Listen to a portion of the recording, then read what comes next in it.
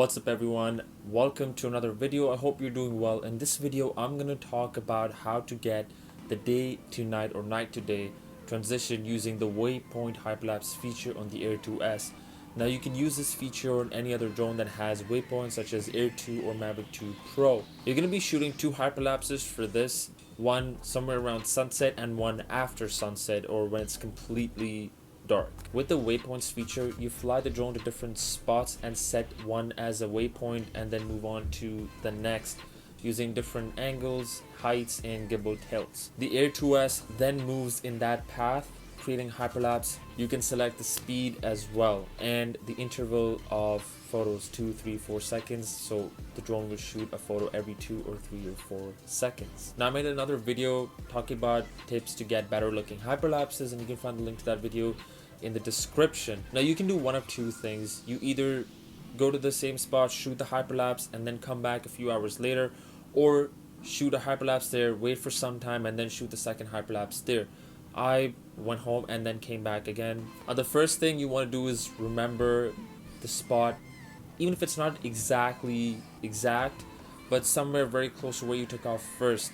You want to remember where you took off first. Now in my case, I have the staircase in a way to mark where I'm taking off from and the yellow markings on the parking lot. After I take off, I go and begin starting my waypoints hyperlapses. I want to create something that moves from this side to the other side of the bridge, but also ascending at the same time. Now be careful when you're moving the drone. You don't want to move it too fast to avoid any jerky movement. You don't want to get the warning of too wide. Once you've set your waypoints, you're ready to go. My recommendation is when you're done with your waypoints, begin the reverse sequence and then do the normal sequence, because this saves battery and time.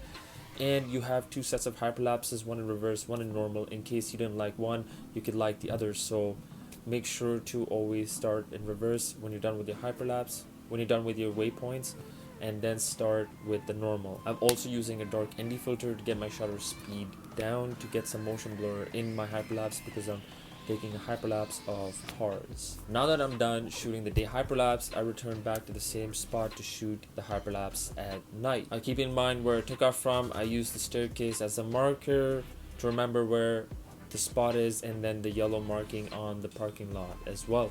So I took off from there, I ascended to a decent height, and then I just began the hyperlapse that I saved. Now I did save the hyperlapse before as day and night hyperlapse, so make sure you save it and you name it, because that'll help you remember, and you can come back again weeks later, months later to the same spot, and the drone will move in the same exact waypoints and create a hyperlapse for you. That's pretty awesome, right? You don't need to worry about your camera settings when creating the waypoints.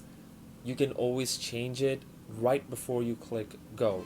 Recommended shutter speeds for hyperlapses are 1/4 or 1/5 of a second. Try and keep your ISO as low as possible to avoid noise. Now that I have both hyperlapses, I'm gonna export them to my computer and edit them in Lightroom. Because the photos are being shot in RAW, it gives you a lot of flexibility to edit them in post. Usually I edit my hyperlapse photos to get a natural look to match the rest of my footage, but for this video I just edited as a normal photo, gave it some really good heavy edits in the day and the night hyperlapses, but it's just for this video purposes. But remember to always keep it natural if you're going to add it to normal video footage. And when I'm done editing, I export them into Final Cut Pro, which is what I use to edit my videos and create the hyperlapses.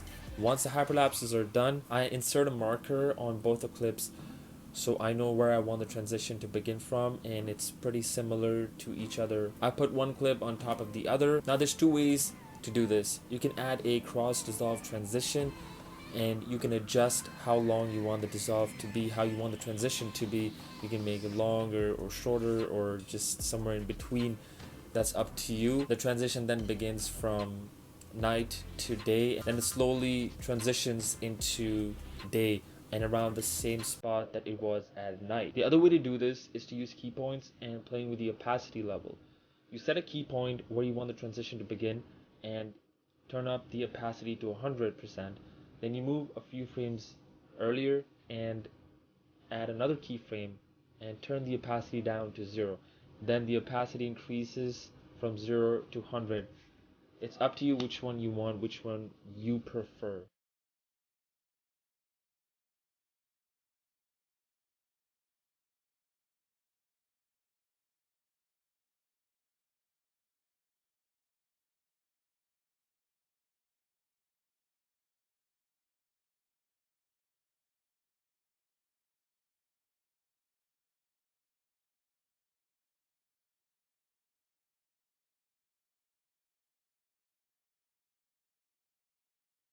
Another thing to keep in mind is that the drone does create the hyperlapse for you just to have a look at. I do keep it as a reference so I see that it's what I wanted, but I don't generally use them because it's not what I want. You can do so much more when you edit them in post to your liking, to your preference.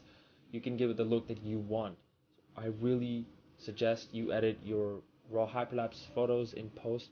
I have another video on that, and you can find the link to that video in the description as well.